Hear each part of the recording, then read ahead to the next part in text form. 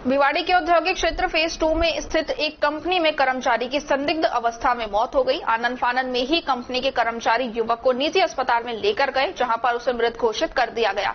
Company के कर्मचारी मृतक युवक को उप जिला स्वास्थ्य केंद्र लेकर आए, जहां पर उसे मोर्चे में रखवा दिया है। सूचना लगते ही मृतक की पत्नी मौके पर पहुंची और उसका रो रो कर बुरा हाल हो गया है।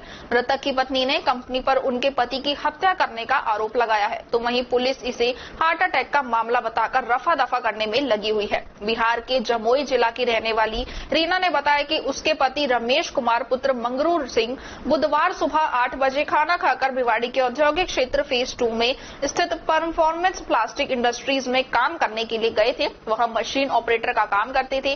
वहां पर संदिग्ध परिस्थिति में उनकी मौत हो गई। उनके पास दोपहर 12:30 बजे कंपनी से फोन आया कि तुम्हारे पति को भिवाड़ी के एक निजी अस्पताल में भर्ती कराया हुआ है, उसकी मौत हो चुकी है, जल्दी आ जाओ। जब रीना अस्पताल पहुंची तो उनके पति मृत अवस्था में पड़े हुए थे।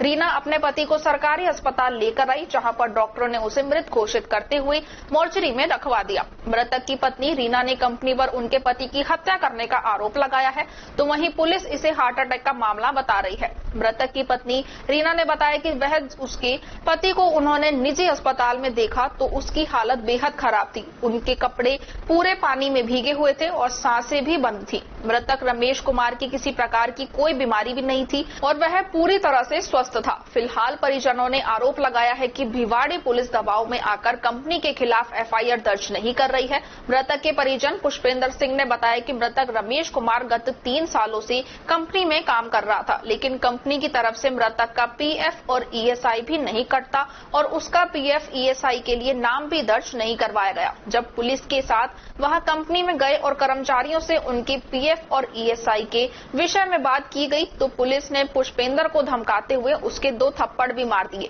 और कहा कि तू कौन होता है पूछताछ करने वाला, जिस पर पुष्पेंद्र पुलिस के डर से चुपचाप होकर वहां से बाहर आ गया। थाना अधिकारी संजय शर्मा ने बताया कि कंपनी मैनेजमेंट व परिजनों के बीच बातचीत चल रही है। परिजनों के द्वारा एफआईआर दर्ज करने के बाद ही पोस्टमार्टम करवाया जाएगा। फिलहाल परिजन व कंपनी के कर्मचारियों के बीच थाने में बैठकर वार्ता की जा रही है। क्या नाम है आपका? पुष्पेंद्र सिंह। पुष्पेंद्र जी, क्या घटनाक्रम हुआ है आज आप? सर, एक जो है भाई मेरा मतलब मिलने वाला था, वो एक्सपायर हो गया कंपनी में। क्या नाम था उनका? रमेश सिंह। क्या हुआ, आगे बताइए। जब यहाँ हॉस्पिटल आए तो वहाँ कंपनी में जांच के लिए पुलिस अधिकारी साथ में गए और हम भी साथ में थे। 2 भाई हमारे साथ में और थे। जब कंपनी में वहाँ जाके पूछा तो उनका रजिस्टर चेक किया। रजिस्टर में कोई किसी प्रकार की एंट्री नहीं है, सिर्फ जी लिखा हुआ है जनरल, ठीक है। कोई मतलब परमानेंट एंट्री नहीं है, सिर्फ टेम्परेरी है। जब हमने कंपनी के ऊपर मतलब सवाल उठाया, भाई कंपनी मतलब वो ले रखी है, लाइसेंस ले रखी है, तो उसमें ईएसआई पीएफ भी कटना चाहिए। इसका ईएसआई पीएफ का कोई रिकॉर्ड है? अब बंदा 3 साल से काम कर रहा है, उसका न कोई ईएसआई पीएफ है और न कोई इसका कोई रिकॉर्ड है। ये कंपनी सारी घपलेबाजी में चल रही है। कंपनी की सारी पूरी टोटल घपला में है। जब हमने सवाल किया तो पुलिस वाला हमें मारने लग गया। यहाँ पे थप्पड़ भी मारा हमारे। किसने मारा? पुलिस वाले ने। पुलिस वाले का नाम जानते हो कौन? नाम तो सर नहीं देखा, मैं नाम नहीं जानता। तो केवल आपने क्वेश्चन पुटअप किया और पुलिस वाले ने आपको मार दिया? क्वेश्चन करते ही हमें मारने लगे। बोला तू आवाज उठाएगा, तू इस क्वेश्चन को पूछेगा, अरे तेरा पूछने क्या मतलब है? फिर क्या हुआ? सर हमारी आवाज दबा दी गई, चुप हो गया।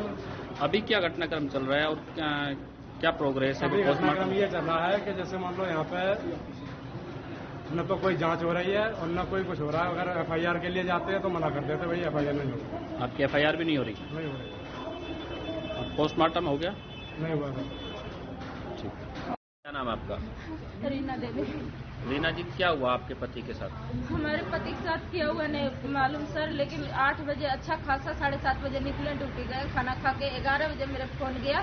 फॉरमैन साहब फोन किए कि आपके आदमी की तबीयत सीरियस है, आप विनायक हॉस्पिटल में आ जाओ। ये जैसे फोन किए तैसे मेरे पास 2-3 हजार रुपया थी, मैं उठाई और ऐसा ही पर्स भी नहीं डाली, ऐसे पैसा यहाँ डाल के और भागी आई कि मेरा आदमी कुछ भी हो हम तुरंत प्राइवेट हॉस्पिटल में ले भर्ती करके इलाज करवाएंगे। यहाँ आई हॉस्पिटल के बाहर बेड पे फेंका हुआ पाई मैं अपने आदमी के, और शरीर हम आदमी के कपड़ा से पहचान भी नहीं पाई, तो मैं अपने आदमी पकड़ पकड़ के रोने लग गई। सर सही फोन कर रहे कि मालिक आ रहा है, आ रहा है, आ रहा है। अभी फोन किया, मालिक अब तक नहीं आया है। नहीं तो आपको क्या लग रहा है, आपके पति के साथ क्या हुआ है? कोई मशीन के दुर्घटना हुई है या मर्डर हुआ है, क्या हुआ है? सर मेरे पति के न कोई रोग, न बीमारी, न कोई नशे चीज खाना, न पीना, कुछ नहीं सर। वायु सर से लेकर पैर तक, उनकी चड्डी तक मैं देखी हूँ गीली थी सर, सारा कपड़ा एकदम गीली थी। मेरे आदमी की सांस नहीं चल रहा था। हम तो जब ही बुढ़ा के कही कि अंकल मेरे आदमी तो सांस नहीं चल रहा है, कहीं तो भर्ती करवाओ। तब वहाँ से जब चिल्ला चिल्ला मैं रो रही थी तो इस हॉस्पिटल में लाके फेंक गए हैं सर। आपके पति किस फैक्ट्री में काम करते थे और कितने साल से काम कर रहे हैं? 3 साल से काम कर रहे थे और कंपनी के नाम हमें इतना बोलना नहीं लगी हुई थी ना, वो कंपनी हम देखी थी, ये कंपनी भी हम नहीं देखी सर। लेकिन इतना जानती हुई चटनी वाली कंपनी है, उसी गली में है ये कंपनी, है ना अंकल? हाँ ना, हाँ वही तो है। आपने थाने में FIR दर्ज करा दी? थाने में अभी तक मैं तो कुछ नहीं करी सर। आपका भाई यहीं रहता है? हाँ UIT में रहता है। कहीं फैक्ट्री में काम करता है? हाँ वो फैक्ट्री में काम करता है, ये है ना हरी हरी ड्रेस देता है ना, यहाँ कंपनी है, हाँ उसी में काम करता है। आप भिवाड़ी में कितने साल से रह रहे हैं? यहाँ तो मैं रह रही हूँ, हो गया मेरे आदमी यहाँ 20 साल से रह रहे हैं और इनसे मेरे शादी हुए थे 15 साल हो गया, 16 साल। कितने बच्चे हैं आपके? 3 बच्चे हैं। आपके साथ ही रहते हैं?